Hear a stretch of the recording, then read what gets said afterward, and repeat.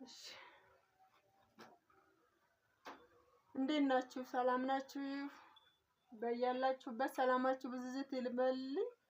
ያው በገባው ቃል መሰረት ከዚህ በኋላ የምሰራው የደፍ እናቶች ወግ የሚል ነው እና ዛሬ አንዷ ጓደኛዬ ጋር እገኛለሁኝ።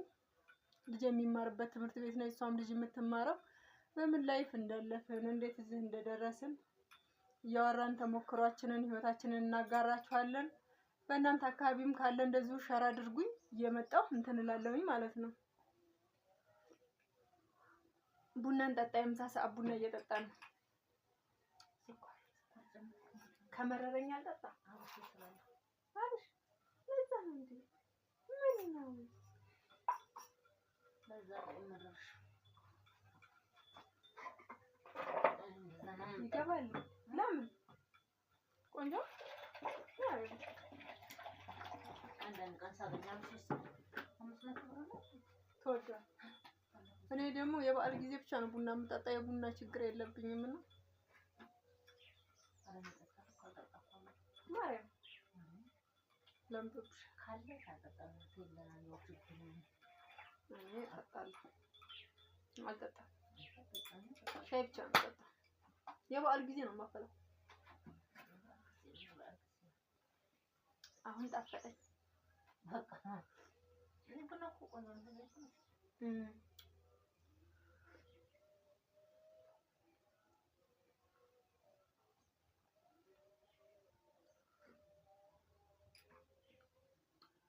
እየጠጣሁት እና አሁን የምጠይቅሽ ምን መሰለሽ በልግዬ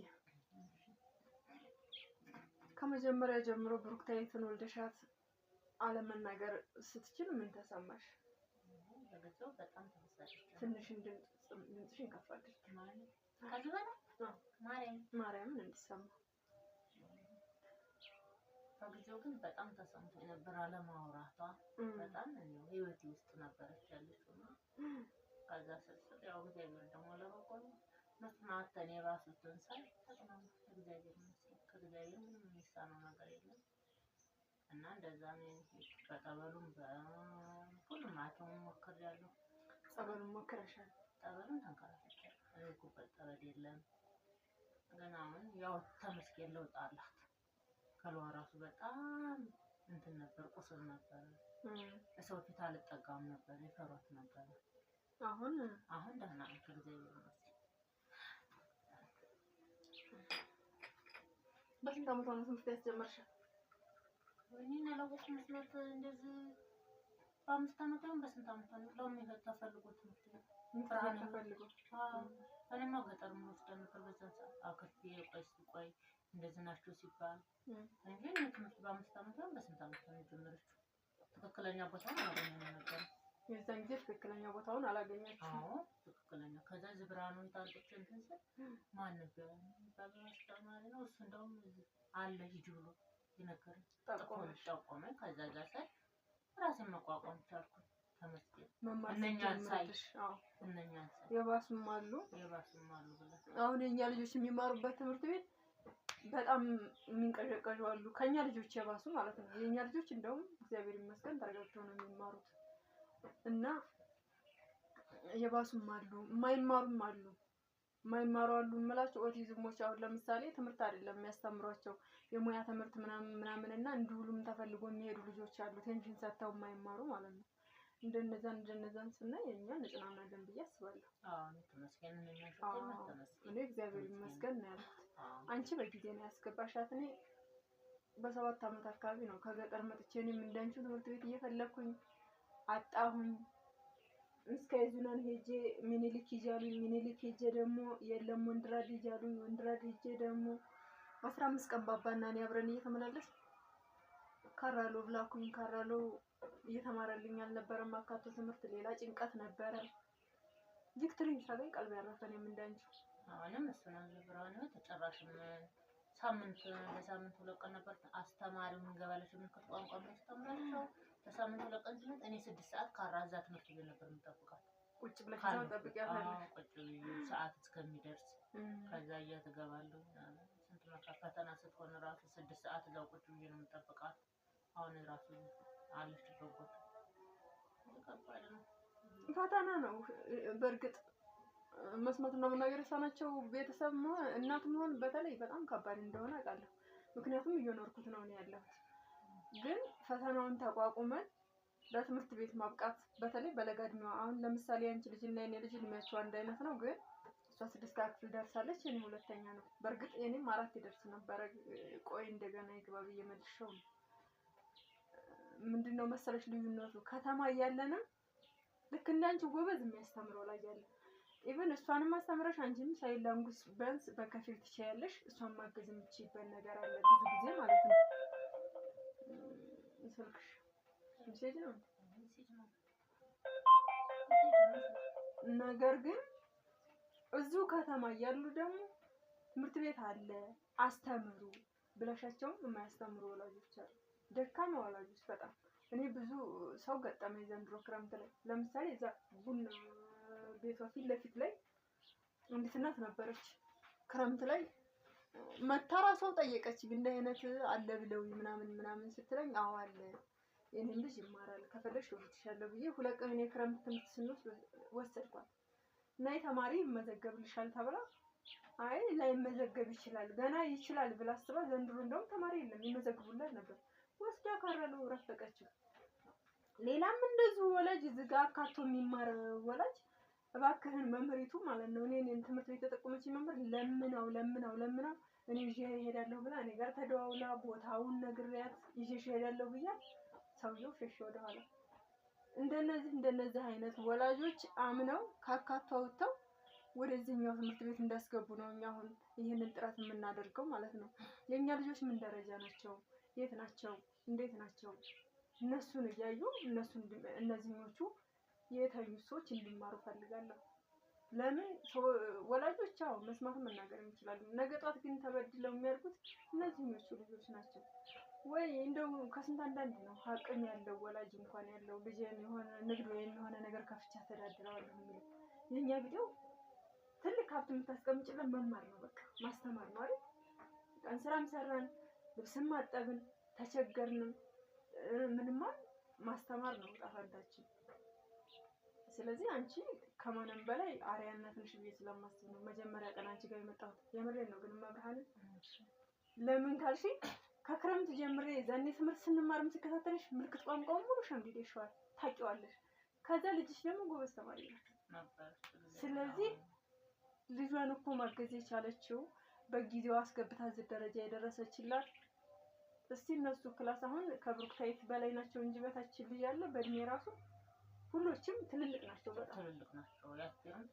ያስቴርም ትልቅ ናት፣ ያችኛዋም ትልቅ ናት። ለምሳሌ አግብተው መውለድ የሚችሉ ልጆች ናቸው ሴቶቹ ራሱ ትልልቆች ናቸው። ያንቺ ልጅ ግን በእድሜዋ ነው ልክ ነው የሄደችው። በቃ እኔ በዛን ሰዓት ባቀው አልኩሽ፣ እንደውም አልኩሽ እዛ ሂጅ እንደውም ታውቅ አልመሰለኝም ለመጀመሪያ ጊዜ ግን ትማራለች መሰለሽ። አሁን እንደዚህ ተሰኘች ምን እንደሆነ እዚህ አልኩሽ ስሙ ጠፋ። መጀመሪያ ብርሃን የምልክት ቋንቋን እና ብርቄት ነው ተማሩ ብሎ ክረምት ላይ ጠራት። እንግዲህ ታሽስ በዛ በጭቃ 2 ወር ሙሉ ክረምቱን ተማርኩ። 2 ወር ክረምት እንደተማርኩኝ ከዛ ሰዓት ጎበዝ ነው። አሁን ታውቃለች ልጅቷ እንግዲህ እሷን ሊበለጠችው እንዴ ልጅ በቃ አወቀችልኝ ማለት ነው። እንዴት ስማለ ማለት ነው። ተመስገን አምላክ እንጂ ታባታችሁ ሰሪያ ነው የተው ከዚህ ከጀ ፍልሰታ ማስቀድስበት ነበር። ከዛ እሺ ተፍልሰታ ማልቀ አንቺ ጎበዝ ነሽ ቤተ ክርስቲያን አንቺ እንደዚህ ነሽ አትል እስቲ ቆይ እስቲ ልክላት መጀመሪያ ከዛ ስልስ ክረምት ላይ ተማር ከዛ እሱ ደብተር 12 ደብተር ሰጣት። መምህሩ አሚያስተምራት የምልክት ቋንቋ ስሙ ጠፍቶብኝ ብርሃኑ ምናምን ትላለች። አይደለም ዘሪ አረ ሌላ ነው እሱ ነው። ከዛ የት ነሽ አለ ጣፉ ካርታ እንደዚህ እንደ ጣፉ ኮንሽ ማንኛው ትምህርት ቤት ይቀርብሻል እንደዚህ ነው ቪክቶሪ ማለት ነው። አዎ ጮራ ትምህርት ቤት ነበር የመንግስት ፀሐይ ጮራ እንደስራቅ ጮራ ምስራቅ ጮራ እና ብሎ ሲሰጠኝ እሺ ያ የመንግስት ትምህርት ቤት ነው። ምስራቅ ጮራ ነው በዛ ጎን ነው አለ እዛ ጎን ስጠይቅ ነው ያለ። ከዛ ጥፋት ሲሰጠኝ እኔ ያለ ታውቀው ሄድኩኝ ሄጄ ሰድ የልጅት ወረቀት አላሉኝም ምንም አላሉኝም። መዘገቡልኝ ሳያቸው እንደና ተመዘገቡ። ከዛ እሺ ሳያቸው ሁሉም እንደሰነ ቋንቋ የሚማሩት ተመስገን አምላክ ሰርቪስም አለ። እዛ ሰርቪስ ትጠቀሚያለሽ። ጣፎ አደባባይ ድረሳል። ከዛ እኔ ከ15 ብር ነው ትራንስፖርት 7 ብር 10 ብር 2 ብር ተጣፎ ጋር ልተራ 2 ብር ነበር ያኔ። ከዛ 10 ብር ነው ወደ 5ም ነበረ። ከዛ ስልም እሺ ስል ከዛ ጓደኞቿን እና ስራ ምናምን ሳይ እዛ ሰርቪስ እንቀበል ሁሉም አንድ ነው። ከዛ እሺ ብዬልሽ እዛ አስገባሁት። ብርቄን ደግሞ እንደገና ሳብሻታኝ እየጠበቅኩኝ አልኩት። ቤቷን አላውቀውም እንደሆነ አንቺ ጀው ሲጂ እየጠበቁ አንድ ቀን ሳገኘው ተሰፋው ተመስገን። ከዛ አልኩሽ የሆነ እንትን ነበረ ድርጅት የሚረዳ አዲስ ሆኖ ምናምን ቤት እያዩ እሱ ጋር ተመስግቤ ነበረ። በሱ አሁን ደግሞ አካውንት አላውቀውም። አካውንት ተዘግቶ ነው እንጂ 300 ብር ይሰጠን ነበር እሱ። ከዛ አካውንት ከፍቻለሁ። ሰርቪስ ያ ግማሹን ለትራንስፖርትሽ ነው ያኔ 300 ብር ይሰራል። ከዛ እሺ ስልልሽ እቺ ሳውዳ ስትሄድ አይዟት እዛ ወረዳለች ትምህርት ቤት ምርቃት። ከዛ ገባሁልሽ። ከዛ በመከት ብሩክታይ በየነ ቴጂቷን ነበር ያስገባት። ቴጂዋን ጎበዝ ናት ብሎ ወደ ቴጂቱ ነው ያሳለፈው። ቴጂቱ ቀየሯት ጎበዝ ናት። ከዛ ተጠርታ ተሸለመች ደብተር ስትሽ ወይኔ እኔማ ልጅ ጎበዝ ናት። በቃ እንግዲህ አላስቀርሽም። እግዚአብሔር ይመስገን። እንደዚህ ማለት 6 ደብተር ስንት ተሰጠች። ዜና ጀማሪ ነበረች። ከዛ ሽንጂ ኬጂ 3 ላይ እንደገባ ኮሮና ላይ እንትን አላለችም። አልተማሩም ነው ተዘጋ ቀረ። አንድ አመት ነበር 2 አመት የተዘጋው። አንድ አመት ምን ላይ ሆነ ተዘጋ። ከዛ ሽንጂ ያልኩት ኬጂ 3 እንደሆነች ወንድ ልጅ ኮሮና ጥቅምት 29 ጋውን አልብሶ ላኩልኝ። ተመረቀች ኬጂ 3። ከዛ ጎረቤቶች እዛ አልኩሽ ወይኔ እና አንቺ በርታትሽ እንደዚህ እኛም ላንቺ የሆነች ጎረቤት ወልዳ መታቀፊያ ምናምን ገዝተን ልንገባ ስንል ያንቺ ነኝ የምናከብረው ሰው ነው። ሰው ደስታ ያንቺ ለዚህ ለአንድ ልጅ ስለፊ ያንቺ እንደዚህ ሆናለሽ ሰው ሆኖ ልብሳልኩሽ ሸፈፈሽ እየሳሙ ከዛ ጎረቤት ተመካከራልሽና ምንም አልተባለ ፈንድሻ አቆጣ እንጠብቃለን። ነገ ጠብቂ ብሎ ልጅቷን ይዞ ጣፎ ጫማ ኮፍያ እሷን አገውላ ጎረቤቶቿ እግዚአብሔር ያቆያቸው። ማቆቶች ማራዩ እንዴ ያንቺ እንደዚህ ተማሩ ያበረታቱ። ከዛ ባቷራ ታልያለው ይካል ነበር። አዎ ይላ ከዛ ሰውን ጎረቤቶቹን ቡና ጠጡ ምናምን ሲጠራ ባቷ ምናምን አንቺ ልጅ ተመርቃለ ምናምን እስከ አንደኛ ክፍል ገባ። ከአንደኛ ክፍል ያው አንድ ደረጃ ነው የምትወጣው። ሁለተኛ ምናምን ተመስገን ለውጣችሁ እዚህ ደረሰች። አሁን ከማንኛውም ሰው በላይ ታስባለች። ልክ እንደ ትልቅ ሰው ባለፈ ቀን ብርሃኔ ሄዳ ማለት ነው የፀሐይ ልጅ ይዘሽ ነው የምትሄጂው ዛሬ ብላ ስትነግራት እኔ ተደብቄያቸዋለሁ። ከዛ ትገትታለች ና እንሂድ እያለኝ እነሱ ስትለው እኔ ላየች ተናዳ ምን አመጣሽ አለ። ተደበቀች እያየች ነው ለካም ብላ እስኪ ዘው ትሄዳለች አትሄድም ብዬ ነው እኔ። ከዛ ከብርቄ ለየት አለችና ባባን ፍለጋ ጀመረች። ከዛ አውቄ በጥላ ከለል ብዬ የሆኑ ወላጆች አሉ በወላጆቹ ስር ተኝታ አልኩኝ እንዳታይ ሲቆይታው ትሄዳለች አትሄድም። በእርግጥ እኔ አልደርስም ብዬ ነው ይዛለታ ለብርሃን የደወልኩት። የሚገርምሽ ነገር ስንት ሰዓት የተነሳሁት ከ8 ሰዓት ከ50 ሲል ነው ከቤት የወጣሁት። ስለዚህ በ30 ደቂቃማ አልደርስም። አስፋልት ቢያንስ ይሻገራሉ አብረው ይሻገሩና አገኛቸዋለሁ መንገድ ላይ ብዬ ነው። ግን ይዘው ገባሁኝ። ከ30 ሲል የተደወለው ገብቼ ትንሽ ቁጭ ብዬ ወጡ። ሲወጡ ሲቆይ ጉዷን ላይ ይዛው ትሄዳለች አትሄድም ይችል ብዬ ስደበቅ ይዛው ነው የምትወጣው። እና ጎበዝ እናት ከሆን ልጆቻችንን መቀየር እንችላለን፣ ብዙ ደረጃ ማድረስ እንችላለን። ምክንያቱም የኛ ስንፍና ነው ልጆች እንጂ ዝም አድርጓቸው የሚያኖረው እንጂ እንኳን የኛዎቹ መስማት መናገር ተስኗቸው ሌላው ነገራቸው ኖርማል የሆነው ቀርቶ ኦቲዝምም የሆነ ነገርም ያለባቸው ልጆች ትሪት ተደረጉ የማይነሱበት ምንም ምክንያት የለም። የምር የወላጅ ስንፍና ነው ብዙውን ሰዓት ብዬ አስባለሁ። እስኪ አርአያ ቢሆን ብዬ ስለማስብ ነው። ለዛሬው ይበቃናል። ሰላም ሁኑ። ሁለተኛ ክፍል 2 ላይ እንገናኛለን።